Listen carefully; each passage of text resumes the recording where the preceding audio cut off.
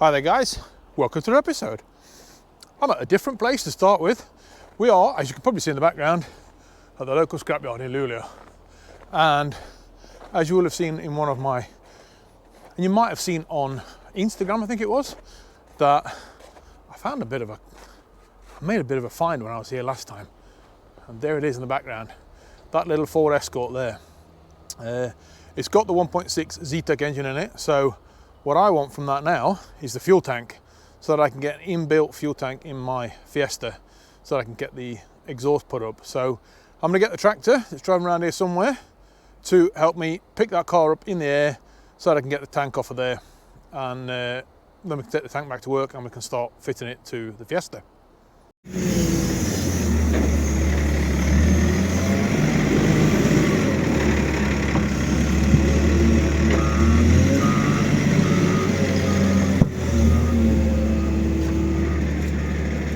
So, I've got the tank off the car. I couldn't film it as I was planning to because the battery went flat on the camera. Got it back here, and I've got the saw out yesterday, the air saw. Now, that would be my tip, is if you're going to do anything like this, would be either to use a hacksaw blade, if you've got one to do it, or an air saw, which is the one I used yesterday to do this. You can do it with an angle grinder or a plasma cutter or whatever, but because there's fuel in here, and there still is fuel in here, a little tiny amount, even though I did drill a draining hole in the side there, still couldn't get all the fuel out of it, and to risk anything, it's just not worth it. So a hacksaw blade will do this, makes quite short work of it, and an air-driven one like I had yesterday works really, really well, does it really, really well, really quickly. So most of this tank I don't even need. Most of it's going to go in the bin. What I've done is taken out this section here, which is where the pump, so the pump fits into here, so that bit I need, and I've took a bit of extra metal, so you can see I've kind of took quite a lot out of it, because I don't really know how much I'll need. Don't think I'm going to need most of it, but I took out enough so that I've got bits left over. The other thing you need is that, which is the swirl pot. Now that is just welded, as you can see on the sides there. So all I did was drilled it from the outside, actually, because you can see all the spot welds from the outside. And it means I can take the swirl pot out. And this is one of the main reasons why you need this tank, is this swirl pot here, because it basically keeps a small amount of fuel in the bottom there, and means that if it goes left or right or forward or backwards, there's always some fuel in there, and you don't starve the fuel pump out, which is what I don't have in that tank there. It's just an empty tank. So if that tank is low on fuel and the tank tips over, then all the fuel will run to this side and it'll starve the pump. So that's why I need to fit this into there. Now, I bought this from a scrapyard, and the scrapyard always drains the car, so there's no fluids left, there's no fuel, there's no washer fluid, there's no coolant, so there's nothing fluid wise inside the car when you get it. So, and basically the way they drain the fuel tank is they drill a hole in it. Unfortunately, they did manage to drill a hole straight through the swirl pot. Now I don't think it's going to be a huge problem that they've done that, because it's going to keep fuel in it, and while ever there's fuel in this tank, it'll keep it full, and even if that does have a hole in it and it'll drain it out, as long as there's fuel above the bottom here, there'll always be fuel in there, even if it'll drain out the bottom. But there's two reasons why I'm not going to use that. One of them is obviously that hole in the bottom. The other one is that tank has just been painted with a paintbrush, and I don't like it. It looks ugly, and I have a powder coating oven. So when I've done all of this, I want to powder coat it. I've powder coated the other one black. I really like it. I want to powder coat that one black as well. And I can't do it if I've got something plastic inside the tank. So what I'm going to do is make a new swirl pot. So this is just a piece of metal that I've already tested it on, and as you can see, the swirl pot is one piece of plastic that goes in a spiral like that, and that is all it is, and then it's got a bottom on it. So that's not that difficult for me to create one in metal like that, and then weld it to a bottom like that, and then weld that inside there. So that is what I'm going to do. Like I say, that's all it is really. It's basically one strip of plastic going round on the bottom, and that's what I've got here. Now this is just one I roughly made just to see if the length of this piece was enough, and it's only 1 meter that is, and it's pretty much exactly what it should be. So I'm just going to bend it a little bit neater than what that is, and then I'm going to weld it straight to this piece of metal there, and then I need to start cutting out from that and be able to get that in that hole. Right, so this is my finished piece of metal. I did make the first one, I just bent it kind of over my knee, but I didn't really like it. So this one, I clamped it to a pipe and then rolled it quite tightly around the pipe. Now the pipe was only like 100 millimeters, but I was able to squash it out because it needs a bit of space here for the float to move up and down. So what I worked out is it needs about 18 centimeters, and I think you can just about see the marks on there. So that is the inside circle, and then it has a little gap of about 1.5 centimeters, and then you've got the bigger circle around it. So what I'm going to do is put that on there like that, and I'll be able to tack it along there, and I'll be able to bend this all the way around that circle, and then continue around the outside, bending that and just tacking it in place, and then I'll be able to weld it. Now obviously this sheet metal is massive on this side, but I'll just be able to make little tiny lugs out of here. The other alternative is just to make some holes in there and put it in the bottom of the tank and just tack weld it in some holes in the bottom there, which is probably what I want to do, just to make this as small as possible to get in the tank. So I'm going to sit and weld for a few minutes, and I'll get back to you in a bit.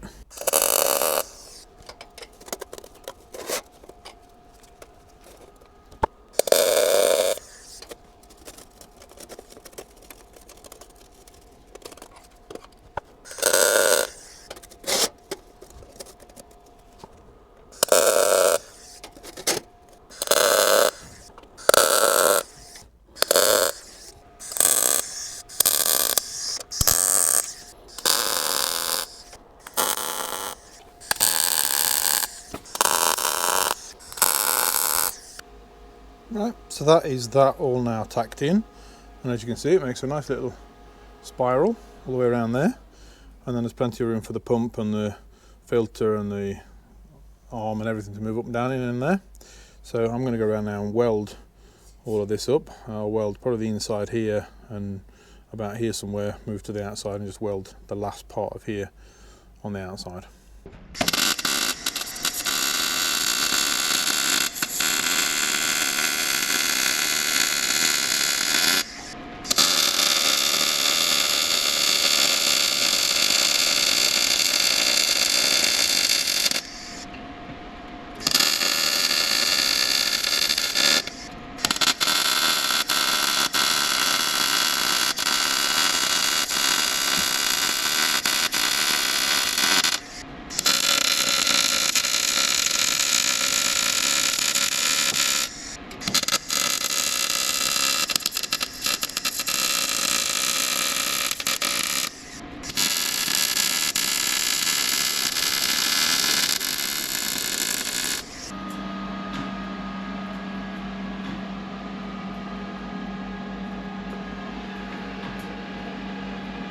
So that's what the swirl pot looks like. Just grind the edges down, make it nice and round, make it a lot smaller, and that will then sit in the bottom of the tank there. I'm going to drill some holes in the bottom there and spot weld it to the bottom of the tank. Right, so we're going to move on to the actual tank sensor now. It's going to go into here. So the original one is there, that little tiny hole, and that one is what's going to go there instead. Now I've been looking at this. I'm not exactly sure what I want it to be. Obviously I would have liked to have been in the middle like that, but this has got this huge bit that sticks up and a bit flat here, so I don't think I can get rid of this, to be honest. As you can see, I've drawn a bit of an outline where I think roughly I want it to go. Now looking at when I put that on there, obviously what I'd like to do is put that against there, because then I could use this part of the original tank as the back part of this one, but it moves the whole tank sensor forward and means that, as you can see here, it's a gap here. I can get my finger underneath it there, so I'd have to lower all of this a lot to get that level. Obviously I can't have a tank sensor that leans, because that would defeat the object. So I need to keep that nice and straight, and to keep that nice and straight I need to have it at about there. So as you can see, it doesn't follow the back there anymore. So what I've decided to do is make a rough shape. So this is roughly where I want the new tank sensor to fit, even though it's not in the center anymore. I want to then cut this out in a second with the air saw, and then I can adapt this plate to fit that hole and keep that straight as possible. Now obviously I can take away material from here, and I can take away material from here, and if I do take away too much I can obviously weld in some more material. So this kind of line here is what I'm thinking, that I may need to cut it straight and then add a piece in there that's straight, or even leaning or something like that. But I'm thinking that I might get away with using that part of the tank on that part of the tank. So I'm going to cut this out now with the air saw. Once I've done that, we can fit the swirl pot in there as well and weld that down, and we can also make sure that this fits to the swirl pot as well, and then weld all these parts down. So I'm going to get the air saw out now and chop that up.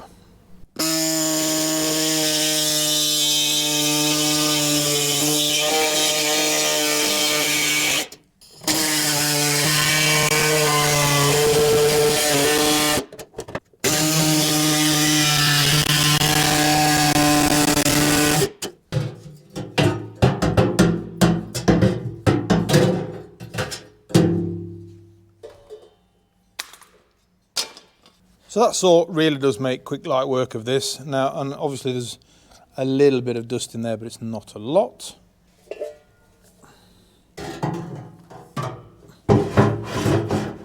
But that definitely fits in there now, and that is as far back as it will go. Well, I made a mistake. I think I'm waiting for an answer, but I did just look on the internet and found some pictures of somebody that had done this already, and they left this hole in here with the original sensor in there. I assume that that is for the fuel gauge. I assume that it doesn't work with the Escort's fuel gauge, with it being obviously a bigger tank than this one. So I saw what they'd done was they'd put a hole here instead. So they put a hole here rather than here. So I think what I'm going to have to do is weld that back in again and then make a new hole there. It's good to go back and weld, isn't it? So don't make this mistake that I've made. Do your homework. Well, obviously you're doing your homework because you're watching my video. And if you are watching my video and you found this useful, please press that subscribe button. Right, so that was my unnecessary welding. So we've now welded the original tank's hole back in again, so we can use the tank sensor for that one. And I've just placed this here now. Got it pretty straight actually. If I put a spirit level on top of that, that's not far off level. I mean, it's going to be that much, maybe a mil or two up to get it absolutely perfectly straight. And I don't think I'm going to bother with that accuracy. It's such a tiny amount that I need to lift that up to get it straight, so I'm not going to bother with it. So what I need to do now is drill the holes in the swirl pot down there and weld that to the inside of the tank, and then we can finish off welding this into place, and we have to make these corner pieces here and trim the front off of here. So there's a bit more fabrication work to get this to fit. Once that's done, grind it all down and get it in the powder coating oven. So that is the swirl pot all now welded in the bottom. I literally drilled 4 holes straight to the bottom of the swirl pot, put it in the bottom of the tank, and then welded through the hole. So it's just butt plugged basically, not butt plugged. So it's just spot welded to the inside of the tank, but that's not going anywhere now. That's sitting there, and I know that the sensor fits in that hole. And if it does work, which I don't think it probably will, but I can get the little floater to work as well, because there's enough room for that. So next step is to fit this. Right, so that's all the welding done on that, and I've just sanded the tank down all around it, ready for a quick trip in the powder coating oven. So the next time you see this, it'll be black.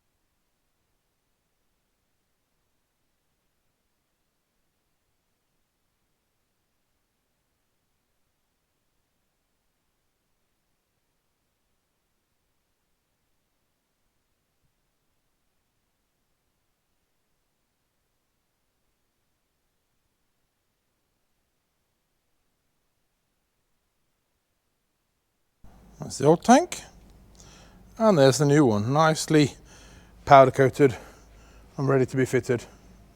So all I've got to do now is put the old sender unit in and the new sender unit in, and then I've got to get an adapter for this. Now I've actually already had this tank fitted to the car, and I did make an adapter for it, and the reason is, there's the reason. So this is the inlet for the pipe, whether you fill the tank up, it's a filler neck, and this hole is bigger than this hole by a few millimeters. So I did actually have this fitted at one point with the original filler neck in it, and it actually just poured fuel out of the car. So as you took a right hand turn, it poured fuel all out of the back wheel and all over everywhere. So what I did was got a piece of exhaust and I've welded it to this pipe. So I've ground that off now to get it back to the original tank. So I'm going to have to weld another adapter pipe back onto that again to make it fit the tank. So at least I know what I'm doing with that one. But that's the tank out of here. I've got to get rid of now both the fuel pumps and this whole plate. I'll get rid of completely, and all the pipes and everything, because I only need that one, which I believe is that's the feed to the engine, and that I believe is the return from the engine. So I only need these two pipes now, and they'll go straight into the new pump. So all of that lot can go, and then I can get this back box fitted up into this space here and raise the exhaust up so it doesn't catch on the ground anymore, because it has been catching on the ground a bit. Well, the tank is now in place.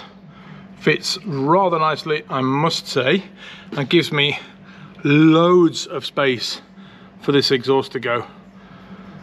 Absolutely loads of space. Now I've already started to remake the exhaust, obviously, because it didn't fit properly, and it's still a bit of a work in progress, as you can see, because there's cuts all through the entire exhaust all the way back to the catalytic converter. But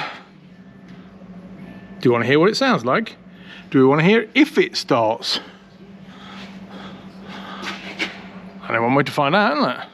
Now obviously it's going to make more noise than what it should do, because, well, all the cuts are in the exhaust, so it's going to make more noise than it should do. But basically we want to hear, does the fuel pump start?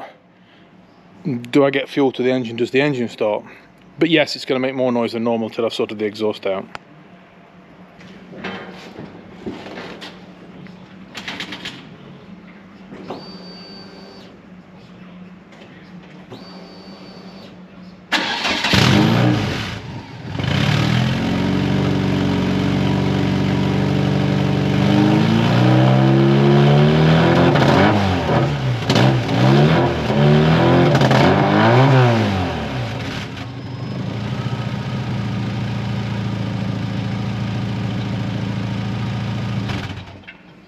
Well, sitting inside the car, I can say I can just about hear the pump as it primes the engine. Once the engine's running, well, obviously I can't hear it because over the engine, but that is deathly silent compared to what it was, although the exhaust makes more noise than it should do. And that is how you adapt a fuel tank for a MK1 Fiesta on injection. If you found anything useful in this video, please press that like and subscribe button. I'll see you in the next video. I'm going to get on with some welding now on that exhaust. Thanks a lot, and bye-bye.